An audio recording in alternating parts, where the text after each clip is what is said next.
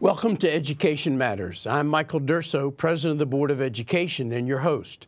We begin today's show with our segment called the Board Roundup, during which my colleagues will briefly review some of the issues and concerns facing the board and our school system. Joining me for the Board Roundup are board members Patricia O'Neill, Jill Ortman-Fouse, and Ananya Tadikonda.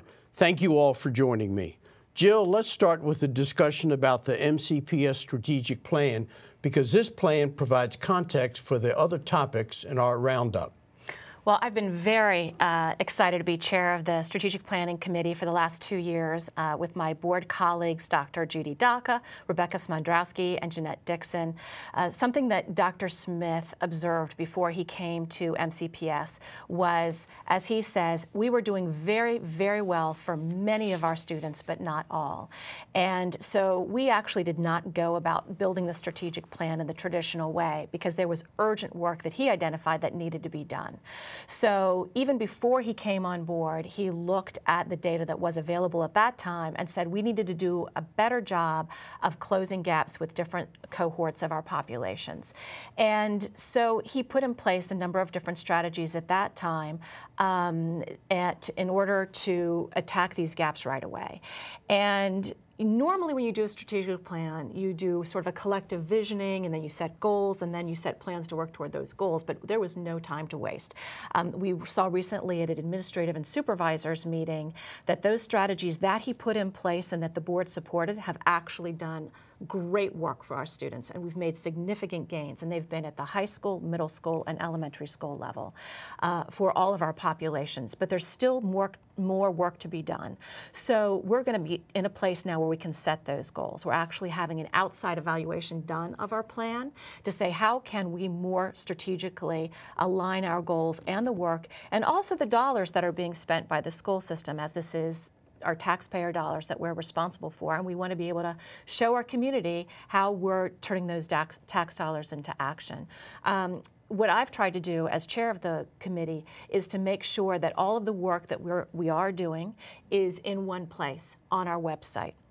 And the data, as we've been able to collect it, has been built there as well. So Dr. Smith has been very careful to put together an accountability system with various indicators for all of our students in all of our schools, so we can see how every individual student is doing in every school, and see how schools are doing compared to other schools, cohorts are doing compared to other cohorts. So we can see what strategies are working the best and how we can implement them in other places. And use our, as I said, our revenue as efficiently and effectively as possible to meet the needs of all students. So what I've tried to also do is get as much public feedback on that plan as we've been building it over the last couple of years. It's an open and flexible plan. We've been making changes all along the way in response to community feedback. So we really encourage everyone to go to the website, to visit the strategic plan, look at the reams of information that are there, and give us feedback on what you'd like to see more of or how to make it more user-friendly.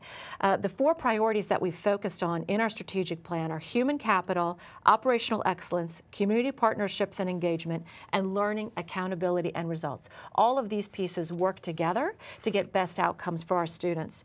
We've done this for the elementary, middle, and high school levels, as I said, and also central office.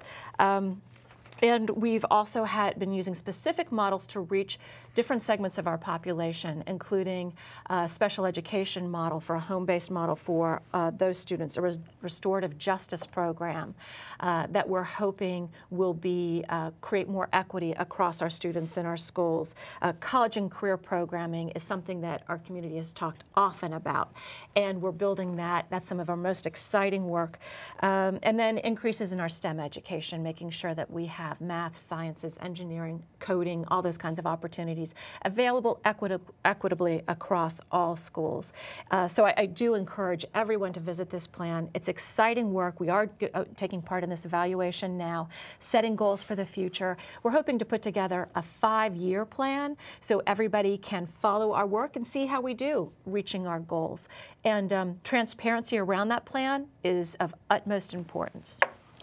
Thank you, Jill. One of the programs that is included in the strategic plan is the extended year program for elementary students. Pat, would you summarize the update that the board received on our innovative schools and extended year programs? Yes. One of the ideas is to look at best practices from across the country and across the world for student achievement. And one of the strategies is an extended school year, a longer school year. The traditional American calendar is based on the old agrarian model where it's 180 days and we're off in the summer. And so recently at the Policy Management Committee, a plan was brought forward to extend the school year for 2 elementary schools, Roscoe Nix and Arcola Elementary, in the 19 school year, to have a 210-day school year, 30 extra instructional days. The calendar would begin on July 8th, and in that manner, we took the calendar recommendation to the full board, and the board unanimously voted to request from the Maryland State Board of Education a waiver to the traditional 180-day calendar that also requires us to start the day after Labor Day and end by June 15th. So if we are successful in our waiver request, Arcola and Roscoe Nix will have a 210-day school calendar starting in July of 19, beginning July 8th. If a family moves into either one of those elementary neighborhoods over the summer or for the coming year and wanted information, if they didn't know all the details, where could they find that? It's on our website. They can also review the presentation and discussion at the Board of Education July meeting that when we had the presentation on the innovative calendar. We've been working with staff and community members. There's been outreach from the 2 elementary schools to get the word out in those communities. We're also still working through some of the details about how long the quarters will be, when professional development will occur, when school improvement planning will work in the light of the calendar, the school year beginning July 8th. But we do believe wholeheartedly that this is an important strategy of more time in the classroom with your regular classroom teacher. We've long had programs for acceleration or remediation, but just more time with your regular classroom teacher in an innovative and extended school year is a strategy that we believe has merit. Thank you. It'll be interesting going forward as to how that plays out with all the different stakeholders, the administration, our Teachers Association, the community, of course, and keeping everyone involved. Thank you, Pat. The board also received an update on another important initiative to increase student achievement. Ananya, what information would you like to share about MCPS early learning initiatives? Yes, thank you, Mike. So research has demonstrated how important early learning education programs are to promoting academic excellence in our school systems. And luckily for us, recently we've received new federal, state, and local funding that's enabled our school system to expand high-quality early education programs to our income-eligible families in Montgomery County. Families do not need to meet income guidelines if they are looking to access pre-kindergarten programs for children with special needs. The expansion of early childhood programs provides children impacted by poverty with additional time to acquire literacy, mathematics, and social-emotional skills for success both in school and later learning in life. The pre-kindergarten programs also help students improve their oral language skills and foster vocabulary development. It's important to note that children who go through these pre-kindergarten programs experience 1/2 to a whole year of additional academic gains, which proves to be especially beneficial as they enter kindergarten. With the extra funding, MCPS will open the McDonald-Knowles Early Childhood Education Center, which will serve 98 students. We'll also be opening a pre-K class at Arcola Elementary School, and we'll be providing 3 summer school classes for 60 students at non-Title I schools. So these are all excellent expansions that we're able to do with the new funding. We'll also be converting part-day pre-kindergarten classes into full-day pre-kindergarten classes in 8 of our elementary schools, which include Brook Grove, Cashel, Fields Road, Watkins Mill, Flora Singer, Oakland Terrace, Rock Creek Forest, and Ronald McNair. Another excellent way that our funding is able to be applied to continue expanding our programs. So we're just really excited to be able to continue expanding pre-kindergarten access for all students so we can move towards presenting every student with the resources they need to be ready for kindergarten. Thank you. I want to thank my fellow board members for joining me today to share all of this information. We're going to take a quick break, but we'll be back with more of Education Matters. Stay tuned.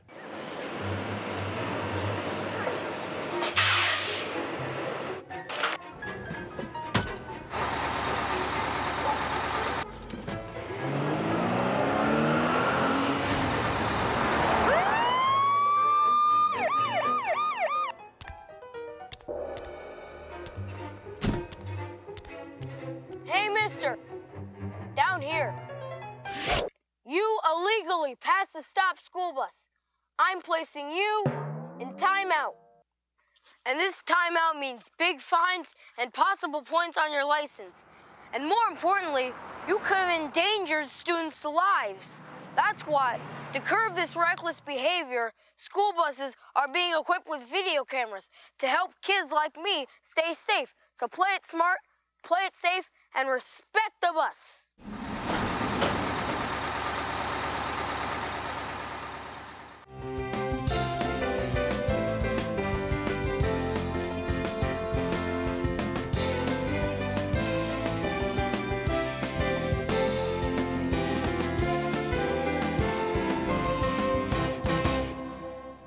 Welcome back to Education Matters. Our next segment is a continuation in our series about student safety, which has so many elements and aspects. On our last program, we discussed security and the physical safety of our buildings.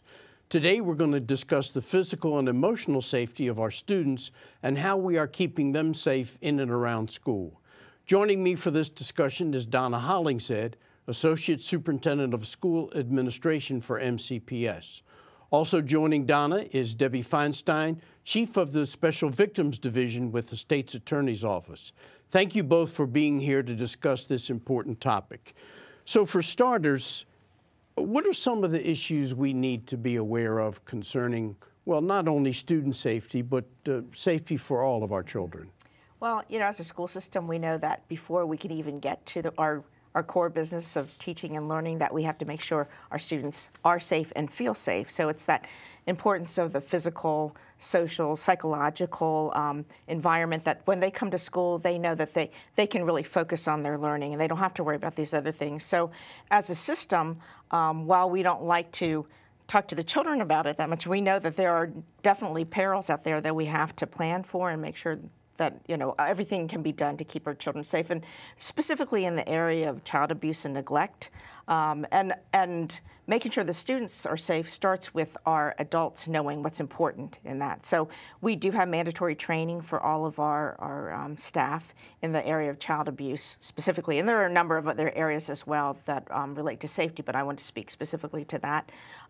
So all of our 23,000 plus employees are required to take the training, and in fact, at this point, we're gearing up for the start of the school year, as you know, and yeah, the teaching staff and the people in the schools are prepared. But that training, what it looks like, is being able to recognize and report any signs of abuse or neglect that the adults may see. So it could be something like a teacher in the classroom noticing a child looks like they're not well prepared for a school day, not dressed warmly enough or appropriately, or not appearing to be fed well. So those things that we look at, but the abuse part is much deeper, and that goes into areas to make sure that our staff know what does it look like if an adult is grooming a child for abuse. It's not just the act of abuse, but suspecting that there's something going on. So we always make sure that we tell our employees, err on the side of reporting any suspicion that you have of abuse.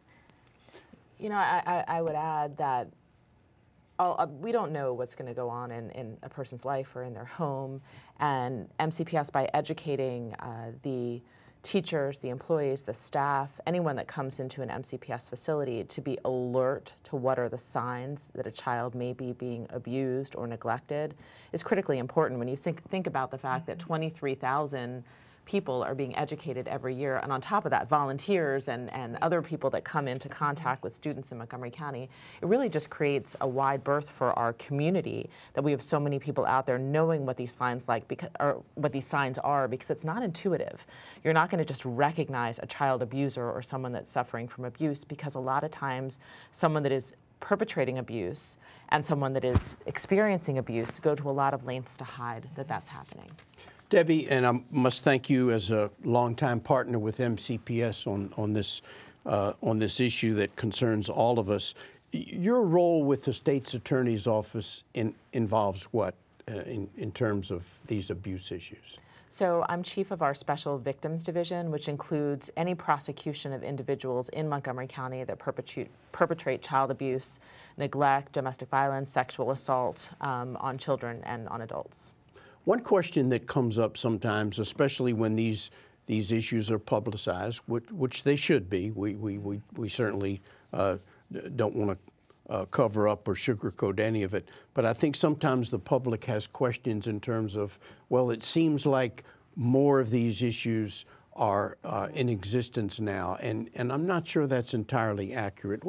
What's your take on that? Well, just within the school system, we've been very transparent in our reporting around the numbers. So over the past couple of years, it's about 3,000 reports that we receive of abuse, suspected abuse and neglect.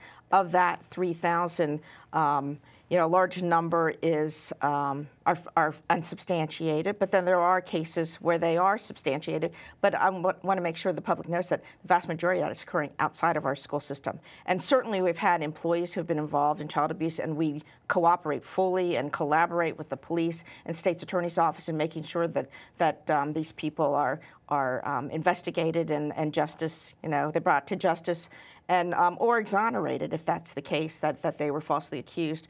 But the numbers are pretty much, they've been studied the last 3 years since since the board revised the policy on child abuse and neglect. We report that to the public annually.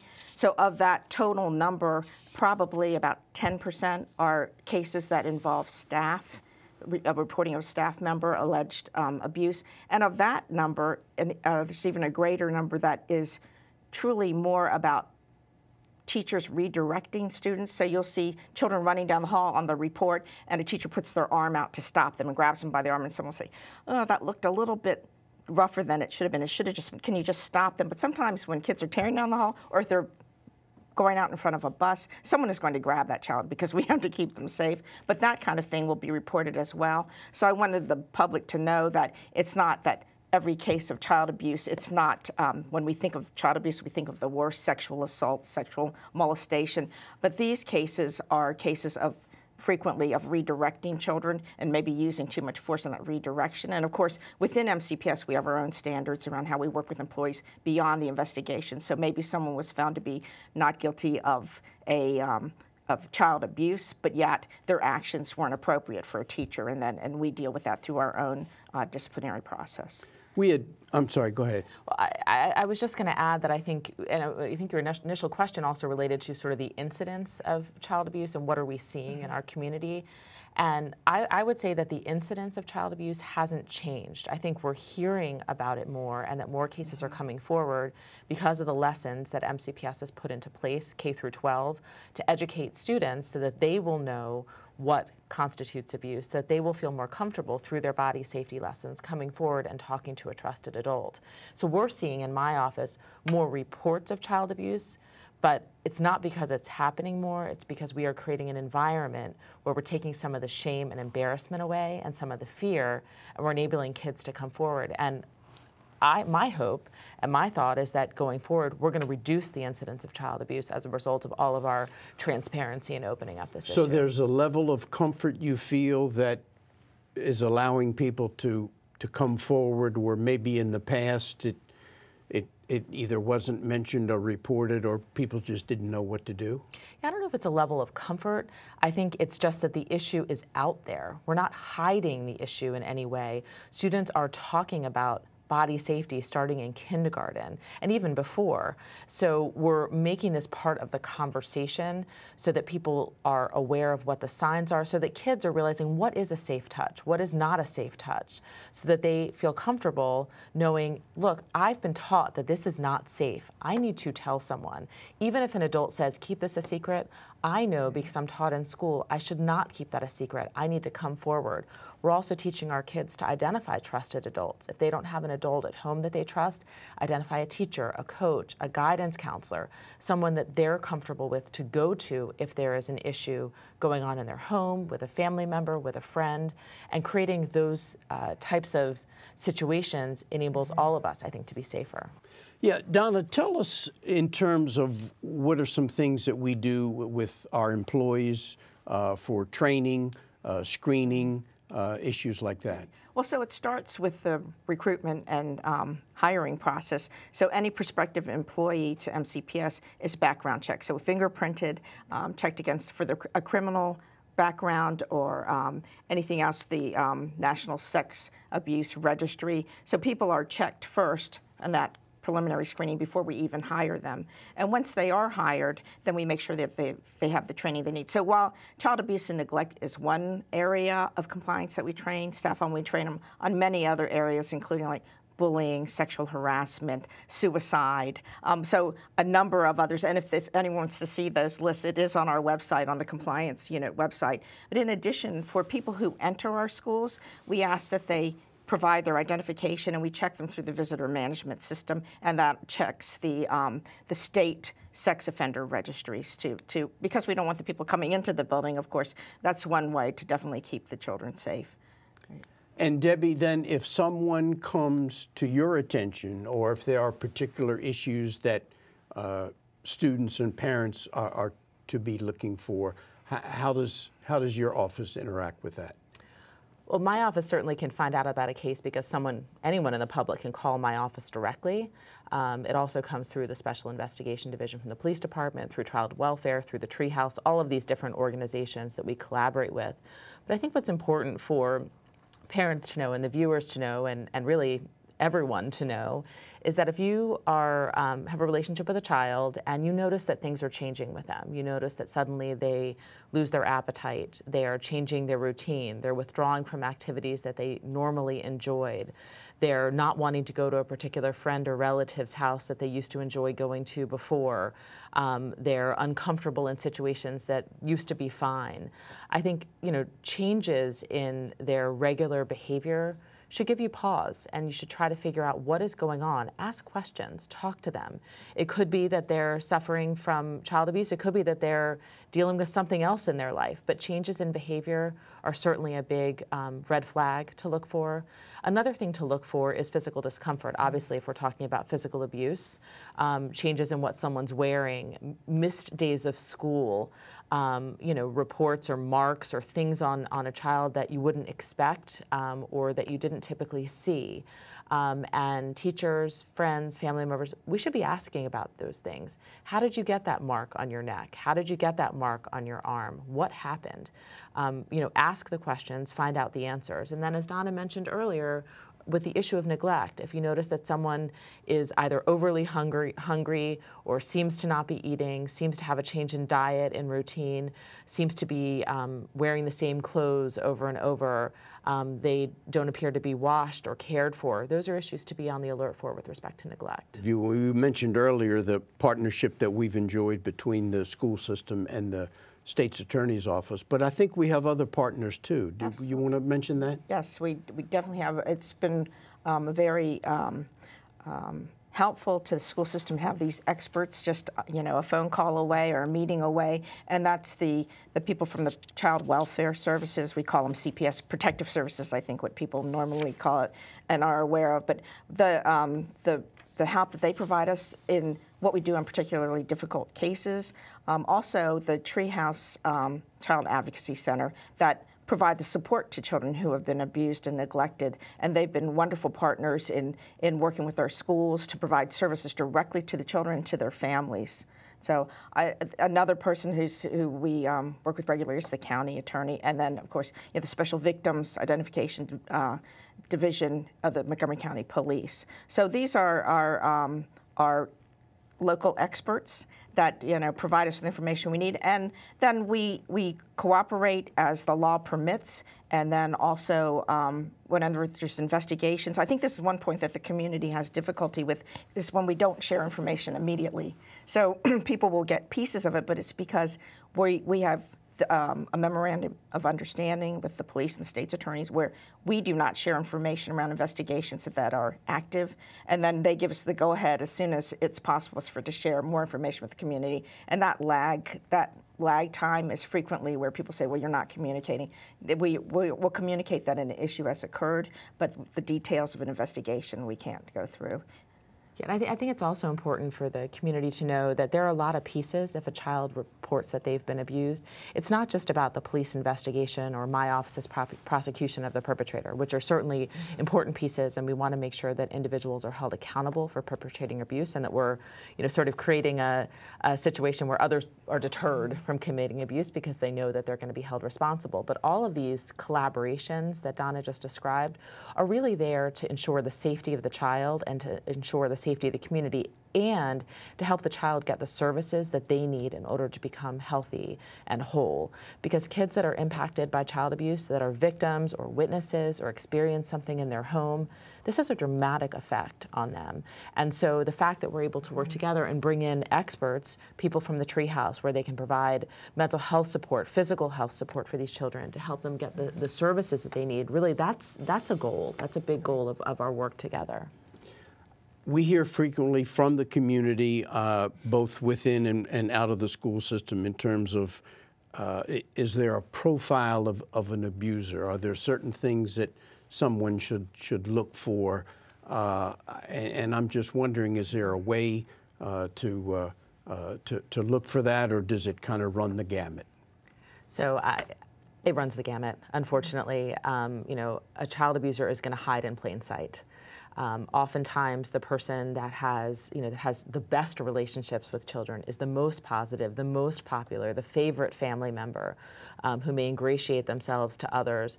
They could as easily be the abuser as the loner, the person that, you know, doesn't have other family members that they're close with. It really could be anyone. And child abusers seek out situations where they can perpetrate their abuse. They're going to start with maybe a slight touch, a slight opportunity to get a child alone. See if that child tells their parent that they gave them a massage or a back rub. You know, see if that child tells their parent when they've kissed them, for example. You know, I will tell you that there have been sort of longitudinal studies about this, about the fact that a child abuser may take months, days, weeks, years to build a relationship with a child before they ever have, you know, sort of what we would think of as the most, you know, the most egregious contact. It may start with something much more seemingly innocuous, and they're going to build from there. And we see that over and over and over again. So unfortunately, I can't give you a profile of someone, but we have to be aware of the fact that it can happen, but that most people are good also. Most people are good and are not going to perpetrate child abuse, but we have to be aware that this is something that happens and that it's not an insignificant number of times that it happens. And kids are at risk, and giving them the information so that they're armed with what is okay and what is not okay is the most powerful thing that I think we can do. We want to make our community one that is inhospitable to abusers, that they're going to know that our kids are educated, that our community is educated, that, you know, 250,000 people are getting this information, learning about what child abuse looks like. We want to deter people from committing these types of offenses in our community and our schools, because knowledge is power, education matters, if you will, and we want people to know what this looks like so that would-be abusers won't come to Montgomery County. We don't want them to come anywhere, obviously, but we want to keep our kids safe. Are there things coming up in terms of how we're dealing with this, or looking at our protocols and procedures? Well, so one really key point that I wanted to make sure the viewing public heard is around our personal body safety lessons. So Debbie mentioned that that's something that we have for our children K through 12. There's specific lessons around personal body safety, so they have the language that they need to share information with the trusted adult, but also the parent community had asked us, how do we talk to our children about it? Because they don't have the language that they need. And so now it's parallel to what the children have. We just posted this summer, personal body safety lessons information for parents, how to talk to your children about the lessons we're giving to their children. So that's, that hopefully will give them the information they need if they go to our child abuse and neglect website. There's one for elementary level students, parents of elementary students, and parents of secondary students. So age appropriate, but also it gives them a view. Also listed are the objectives for each grade in personal body safety, so they'll see what they're learning about at a particular grade. And then talk about that at home, build on that lesson and say, tell me, have you ever experienced something like that, or do you have questions about it, so that they have the appropriate level to enter the conversation with their children. As with Debbie and then Donna to follow up, as we wrap up this segment, any closing thoughts or recommendations or anything we haven't mentioned? I think, as parents are getting ready to send their kids back to school, they have to know that school is a safe environment for kids, and to encourage their kids to, build relationships with trusted adults, to know what it means to feel safe and to be connected to your kid. Enabling that dialogue with your child helps the child feel safe to tell the parent what may be going on with them. Those are hard things, and particularly when I have teenagers, you're not always going to have the best communication with your kids, but opening those doors and not hiding about the issues of abuse and neglect, not sort of shoving them aside and saying, we're not going to talk about this, but talking about things, that these things happen in the world, that your child is safe, and you want to make sure that they continue to be safe, but that they have to know that, if something happens that doesn't feel right to them, that they should come and tell their parent or come and tell a trusted adult what's going on. Donna, and I do want to also thank you. The last few years you have spent a significant amount of time on this issue for the system and getting the word out, and we certainly appreciate that. Any closing thoughts you have? Well, I just wanted to ask the public, our parents, to take our volunteer training. We post that online on our website, and the more information you have, then the better you are able to act in recognizing and reporting abuse and neglect. And that, at this point, we probably have trained about 250,000 people. That's our staff, contractors, volunteers, and that's, I always say, it's 250,000 pair of eyes out there, because it's not just what's in the school system, it's what's out in the community. So we need everybody on this in Montgomery County, and so as many, whether you have a child in the system or not, go onto our website and take that volunteer training, because then you'll be armed too with information that you need to report and to recognize child abuse and neglect. Thank you. That's all the time we have for today's discussion. I'd like to thank my guests for joining me today. And if you'd like to comment about today's program or have any ideas that you'd like to share, please call the Board of Education office at 240-740-3030, or you can send an email to boe@mcpsmd.org. Thank you for joining me, and remember, education matters.